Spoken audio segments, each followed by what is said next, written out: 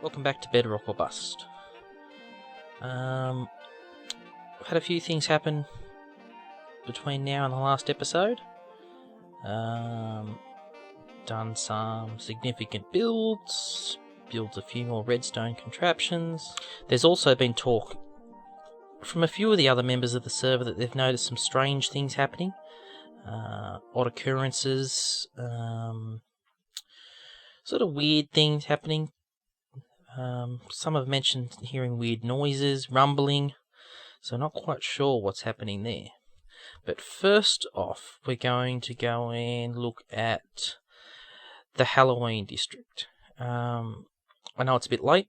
It's not something we really do here in Australia, but we're going to go and have a look at it anyway. I'll meet you there when we get there. Here we are in the Halloween district. Cave district. We're not far from our good friend Saskawatch's base. It's over that way. Now, he built the entrance, I believe. Actually, ScottyB built the stairs down, and then Saskawatch, if you haven't seen him, go check him out. His link will be below in the comments. He built the entrance here. Now, we'll just swim out a bit and take a bit of a look. Now he's turn around. A big scary pumpkin.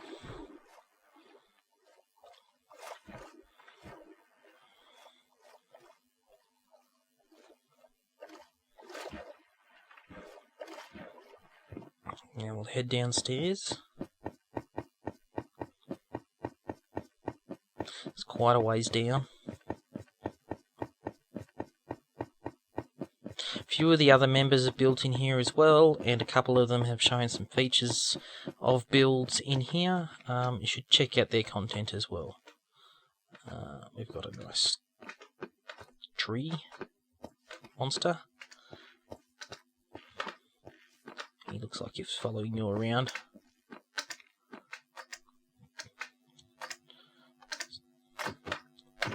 The welcoming party.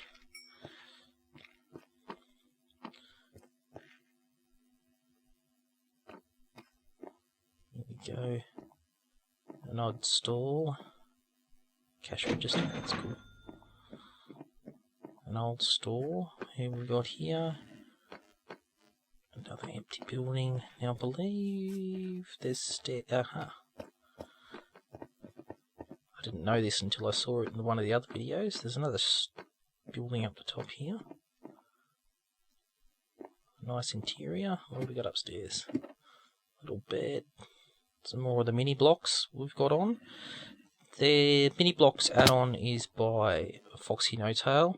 Does some great Bedrock stuff. If you haven't seen any of his things, I suggest you go and have a look. We use a lot of them here on the server. One Player Sleep is another big one. This was Saskawatch's ye old costume shop.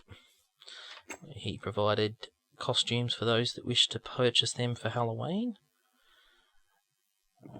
Nice spooky little building there.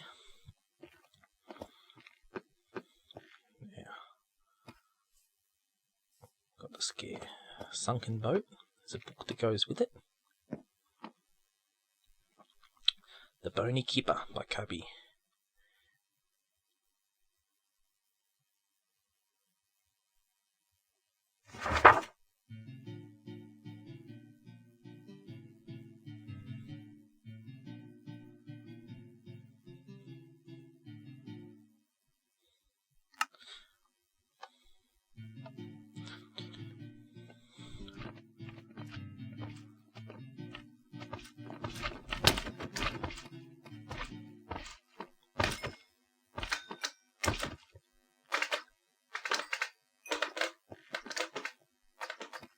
Trick or treat vending machine.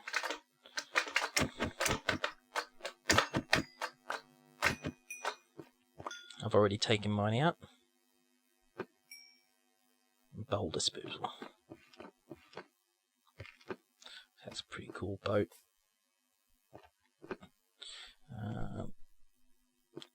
We've got...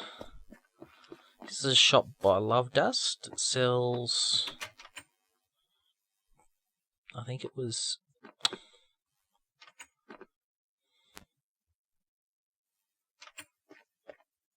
What's it sell? Just random bits and pieces. $1 a stack.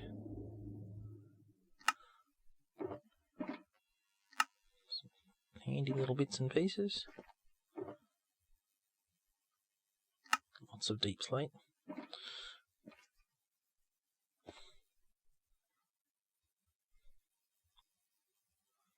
Here's Scotty.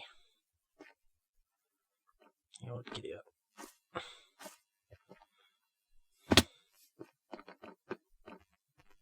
This is ScottyB. He's our server wizard here. We just leave them there, some spoilers there. But we'll come back and look at that at another time because he's still building that. This is Zap's escape room. We'll try and get it going that later on. Now this is my build here. Currently, because of 1.17, there's a lot more lighting in here that I wanted. But come 1.18, I'm going to come back through again and remove a lot of it. But I've made it a creepy wood. Now there's a bit of a secret at the end of it. As you can see. Just hope I don't run into a creeper. Happened several times. It's a bit of a maze.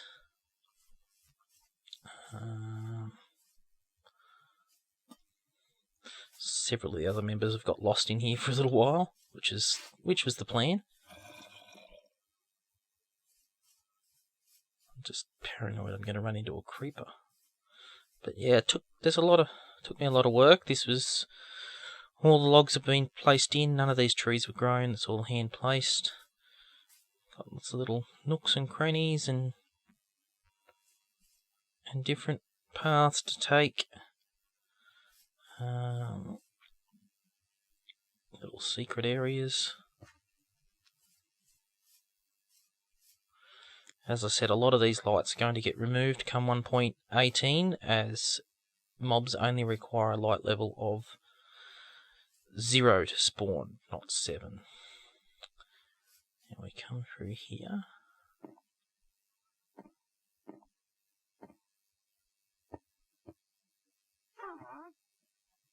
There's a witch in here.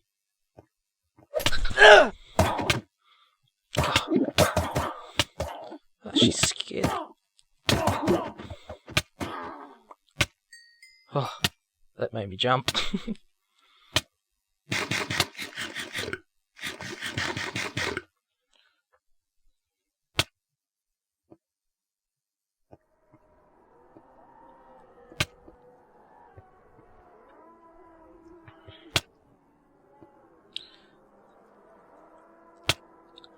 I've got a shrine to the Wither in here.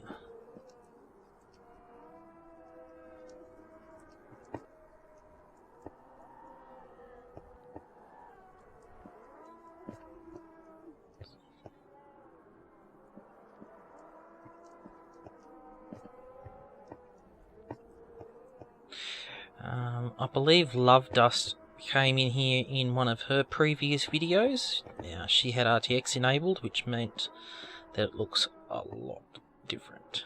You should go check her out. She's got some great contact. She's based with Love Dust this she's based with Old Guy this season. He's another great creator. If you haven't heard of him, you should. He's the be-all and end-all of Bedrock, iron farms and villager mechanics. If you've got any questions or anything, go and check out some of his content because it is amazing. We've got to try and make our way back out.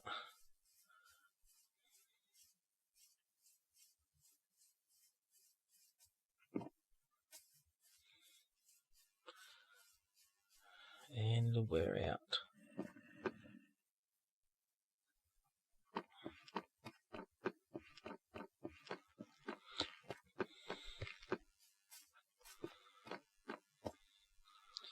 Now I'll wait for Scotty's episode before we come back and visit there.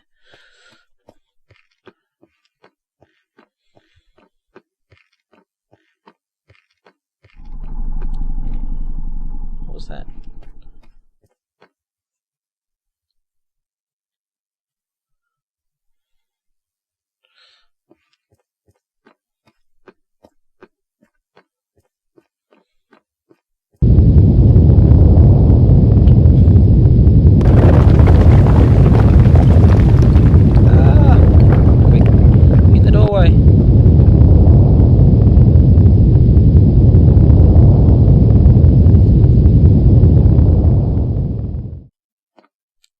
That was strange. That was one of the rumblings we were talking about.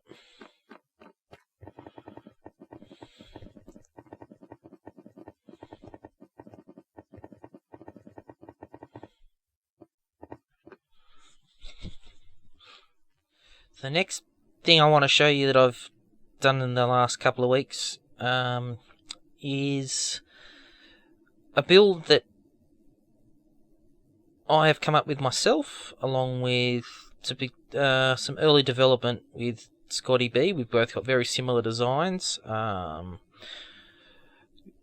We did this just as 1.17 came out, the Nether update, and it's a warped and crimson nylium farm.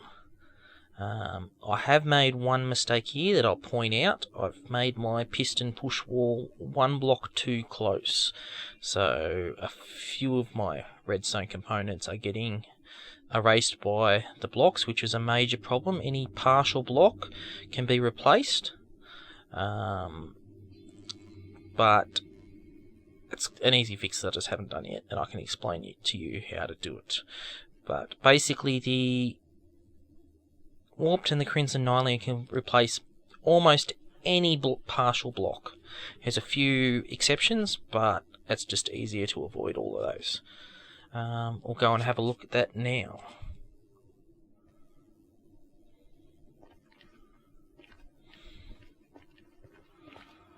Okay. We'll take a quick look at from up here. It's a bit hard to see because every time you grow one of the trees, you get the warped and the nether wart blocks basically cover everything up, and that's what replaces some of the blocks, any of the partial blocks that are within range. So you can see here, my piston wall should have been one over, because you can see sort of the back corner where the blocks are touching the back there. They've actually replaced the redstone, but not the blocks the redstone's on. These are just from when I harvested and didn't cut those pieces. As you can see here, when these grow, they can replace the redstone, and it just deletes it, so you've got to be careful about that. They can delete pistons as well, so that's why it's a bit of a different design. I'll just grab my hoe out of the ender chest here. If you didn't know, the hoe is the tool to use to trim the wart blocks. Insta-mines it.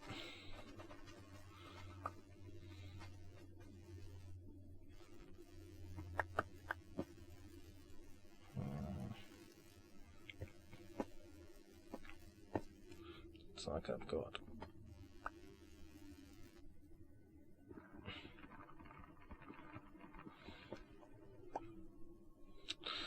every now and again you get an issue, but basically behind this wall here I've got alternating honey and slime blocks behind with glazed terracotta, so it doesn't stick beside it and doesn't pull any leaf, and doesn't try and pull and push any leaf blocks that would grow there normally if it was not a partial block. So if you get a wart block grow, if you don't have the glazed terracotta here, what can happen, you can get a wart block grow beside it, and what will happen, it will affect the piston push limit and you'll get stuck. So basically keeps the pistons out of range of the blocks. You can see here, this is the furthest distance they can go, which is 1, 2, 3, 4, 5 5 blocks from 5 blocks from the edge of from the center of where the stem grows, which is there. Duck around the back here. I've got this wired up. They've got a simple hopper clock with 4 items in it, which is enough time for it to bone meal most of the time and push through. It's sort of the fastest you can sort of run this without using more complex sort of comparators and that sort of thing. However, those do come with issues where they will also get replaced from time to time. As you can see, we are that 1, 2, 3. We're sort of just outside the range of it here as well, so that doesn't get affected by any of the trees growing. You can see here what I meant by that I've got my piston wall just that little bit too close. It's not replacing the wool blocks, but it is replacing the redstone that's on the wool blocks. So I've got to move the whole wall across one, and then it'll be fine. We'll go back around this way, and I'll just have a quick... Have I got any bone meal left in there? No. I'll give you a quick example of how it runs. And I'll show you how I collect the mushrooms another time. When we get back to our base. I do that actually in the overworld. But basically, you turn the machine on. As you can see, it pushes every few... And you fill this up with bone meal. Get your mushroom, and you plant away. And obviously one bone meal didn't work. Occasionally the mushrooms will break. You can either stand down here if you want to. That way when they break you can pick them back up. A few things to remember is you should always have a few bone meal in your